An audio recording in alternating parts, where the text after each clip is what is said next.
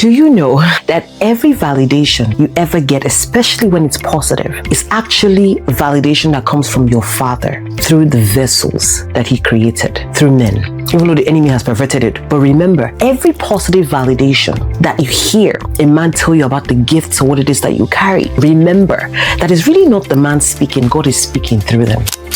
Hello everyone, welcome to day 11, lesson 11 of 40 lessons to my 40th from the Joseph Tribe series. So what is today's lesson? I already started talking about it already. Validation that is coming from men was sent by your Father through His vessels that He created, which are men or man or woman, however you want to call it. But the thing about it is we get carried away a lot especially when this validation is coming from people that we respect or we revere. We get carried away and we want to turn them into God, but they're not. Like I said, this validation is actually coming from God to men. And the perfect example of this really is in the story of Joseph, where the Bible tells us that God was with him. And because God was with him, that means everything Joseph did or touched just looked like it was excellent. It was done well. He was, a guy of proficiency in the things that he did. He was very efficient. He was an excellent worker, So all those things, they were probably crediting him and telling, oh, you're such a this, you're such a that. But all those things was because God allowed it. God put those things inside of him. So every validation that was coming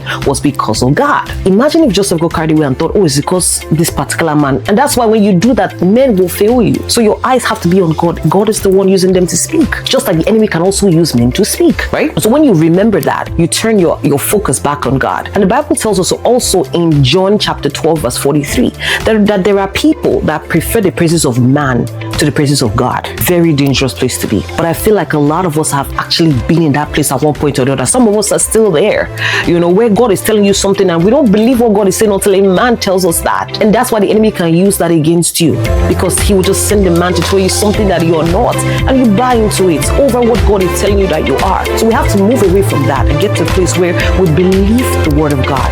That even when a man is speaking, you don't see man, you see God. As okay, God is you that said this. No, this one is not you, this is you.